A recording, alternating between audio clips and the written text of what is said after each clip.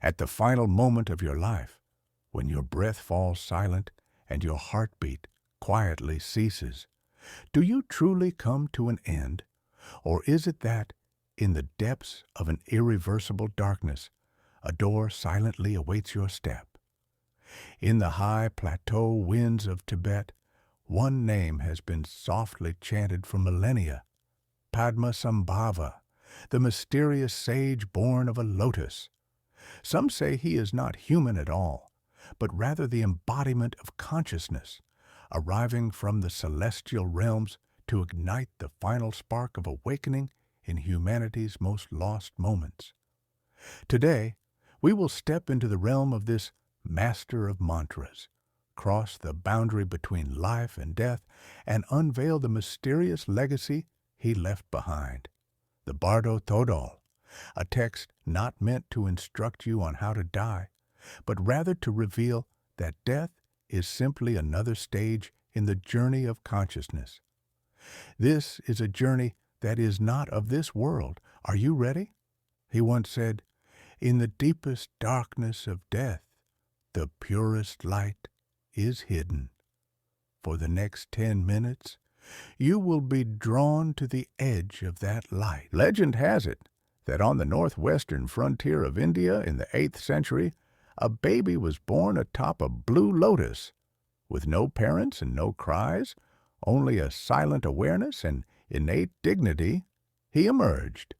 He is Padmasambhava, the lotus-born, an awakened one, later revered as the king of mantras. In the oral traditions of Tibetan Buddhism, Padmasambhava was far more than a revered monk. He was the bridge between the human realm and the celestial, the incarnation who introduced tantric teachings, meditation, and transpersonal wisdom to the snowy plateau. He did not learn wisdom, rather, as if by divine revelation, he awakened the secrets of the universe one after another. In the 8th century, when Tibetan King Trisong Detsen faced national chaos and a divided people, he invited this mysterious yogi from India. It is said that upon setting foot on Tibetan soil, mountain deities, ghosts, and countless spirits of the old faith rose in rebellion. Yet Padmasambhava did not destroy them. Instead, he tamed them through rituals, mantras, and a will imbued with compassion, transforming them into guardians of the Dharma. This is the essence of his mystery. He did not extinguish darkness, he transmuted it into light. Among the scriptures he left behind, none is more renowned than the Bardo, later known as the Tibetan Book of the Dead. This text is not merely a guide to death, but a cosmic map detailing what consciousness experiences after departing the body. Padmasambhava understood that when death arrives, most people are overwhelmed by fear, losing themselves in a labyrinth woven from illusions and karmic patterns. His mission was to light a lamp for those souls, illuminating the truth, even if only for a fleeting moment. And why has this wisdom been forgotten? Why is it not widely known? Because it is too direct, too unadorned. It does not depend on deities or superstitious judgments. It tells you that the gods and demons, the heavens and hells you perceive, are all creations of your own consciousness. Such truth cannot be controlled by authority, nor can it be used to manipulate fear. Therefore, it has been hidden, dismissed as superstition, or simply regarded as myth. But today, it is awakening, and you will be among those who once again hear its whispers. Close your eyes and imagine this scene. Your body has turned cold, but your consciousness remains. You see yourself lying still, feeling the space tremble as a call both unfamiliar and familiar begins to emerge. This is not a dream. This is the entrance to Bardo. In Padmasambhava's teachings, death is not the end, but a reorganization of consciousness. The dissolution of the physical body is merely the first threshold. The true journey has only just begun. This journey is divided into 3 stages: Chikai Bardo, the Bardo at the moment of death; Chonyid Bardo, the Bardo of ultimate reality; and Sidpa Bardo, the Bardo of rebirth. The first stage is the trial of light. As the body disintegrates, consciousness faces the primordial clear light, an ineffable, pure radiance. This light does not come from without. It is the direct manifestation of your true self, the point where cosmic consciousness merges with your essence. Padmasambhava said, "If you can recognize this light, you will be instantly liberated." Yet most people fail to recognize it. Why? Because we are too accustomed to form, overly dependent on the senses, and too attached to the illusion of who I am. When this light appears, our fears, obsessions, and unresolved emotions quickly distort it into something strange, even terrifying. Thus, consciousness flees from the light and steps into the second stage, the realm of illusions. Here, every emotion you have long suppressed, every desire lurking in your subconscious, and all the inner gods and demons manifest vividly before you. Some see the Buddha of light. Others see wrathful deities, crying infants, burning cities. None of these are the real other, but mere projections of your own consciousness. It is a soul theater without a physical body. And you are both the audience and the actor.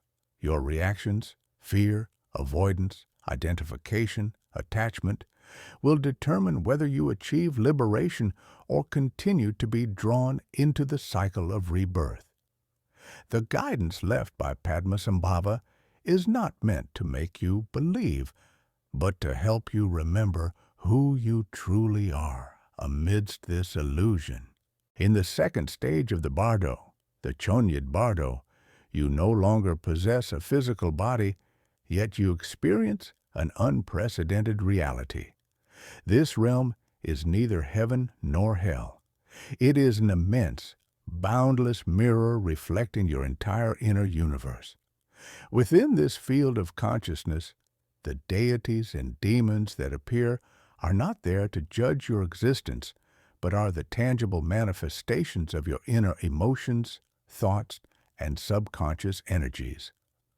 As the psychologist Jung once said, gods and demons are fragments of our unconscious that we have not yet recognized. The first to appear is the peaceful majesty, the divine manifestation of compassion, wisdom, and serenity. These radiant beings embody the purest and most complete potentials within your soul.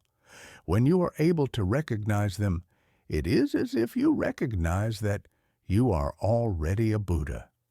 But if your consciousness is not yet prepared, the next scene will slowly unfold, the arrival of the wrathful majesty.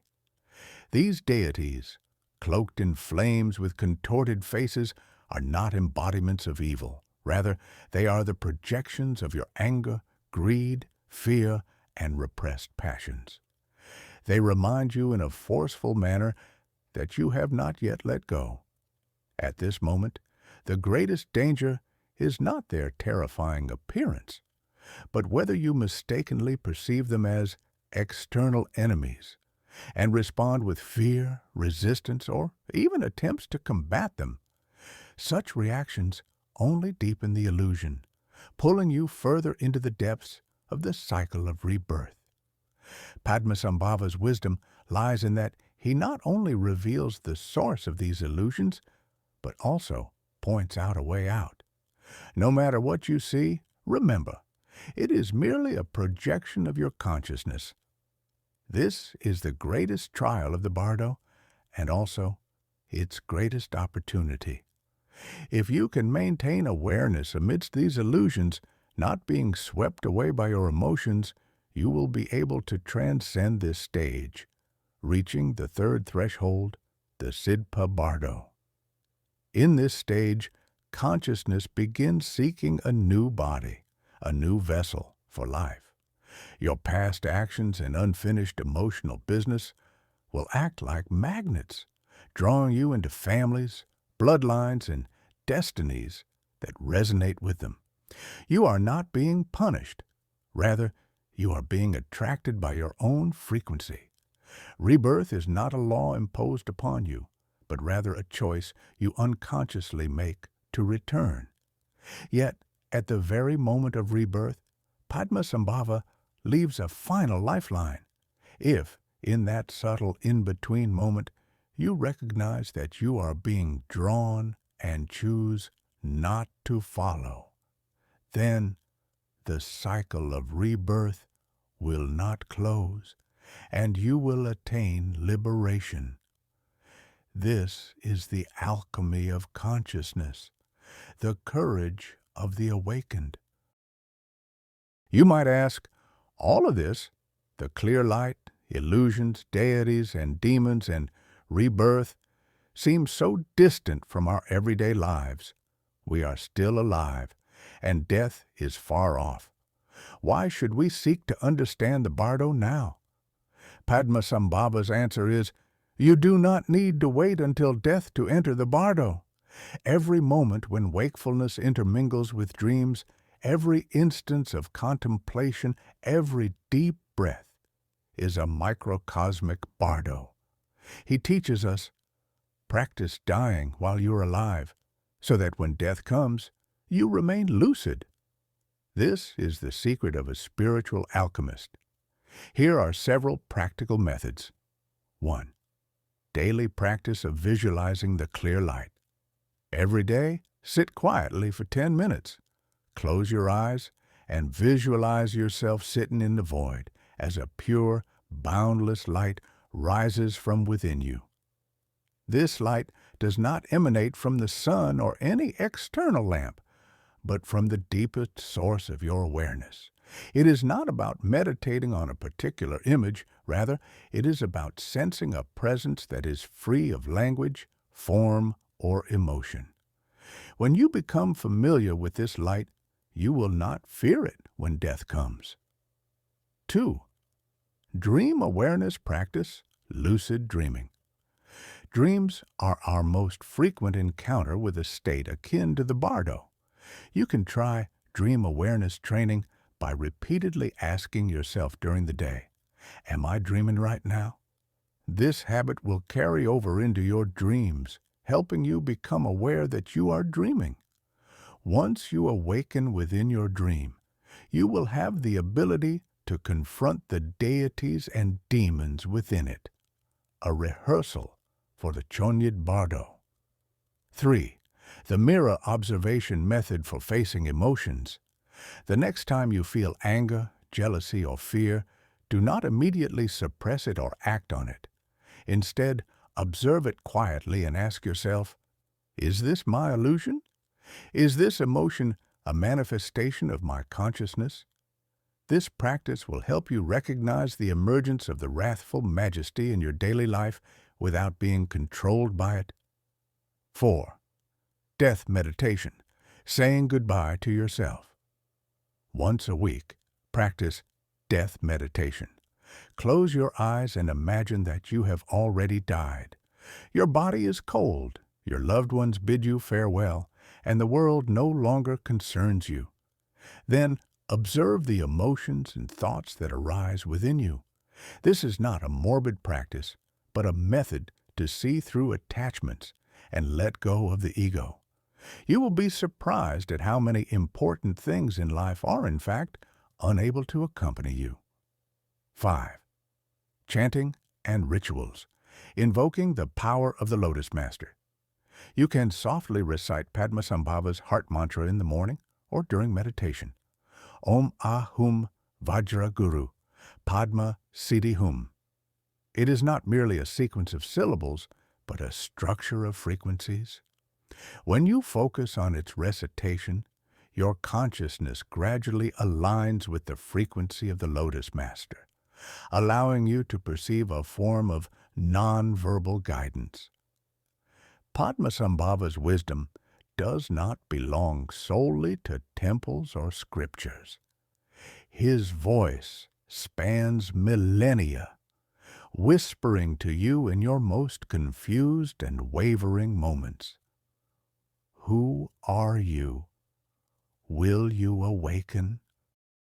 In ancient scriptures, there is a saying, once you realize you are dreaming, it is no longer a dream. Once you awaken within death, it is no longer death. Padmasambhava did not build empires nor record a brilliant secular history, yet his voice has traversed the millennia, faint as starlight, but unwavering, pointing in one direction, a return to your original essence of consciousness. Perhaps we will never be able to describe in words the true form of the clear light, nor can we pre-enact every landscape of the Bardo. But we can, starting today, live with awareness, face our fears with tranquility, and confront our illusions with honesty. Padmasambhava is not confined to distant snowy mountains, nor does he belong solely to the realm beyond death. He is present in every deep breath you take, in the gap between sleep and wakefulness, during your nighttime stirrings, and in that sudden moment of clarity when you face anger or confusion. He is there. Now, it is your turn. At this very moment, are you willing to open your eyes, traverse the illusions, and gaze directly upon the truth? Leave a comment and tell me, have you ever experienced awakening within a dream? How do you interpret the journey beyond death? Or do you have any questions or insights about Padmasambhava, the Bardo Thodol, or any related matters? Let me know your thoughts. Perhaps you are the next soul traveler we have been waiting for. If you wish to continue exploring the labyrinth of ancient wisdom, don't forget to subscribe to the channel Celestial Sanctuary. In the next episode, we will explore whether awakening within a dream is the same as attaining liberation in reality. Starlight never fades as long as you are willing to gaze upward.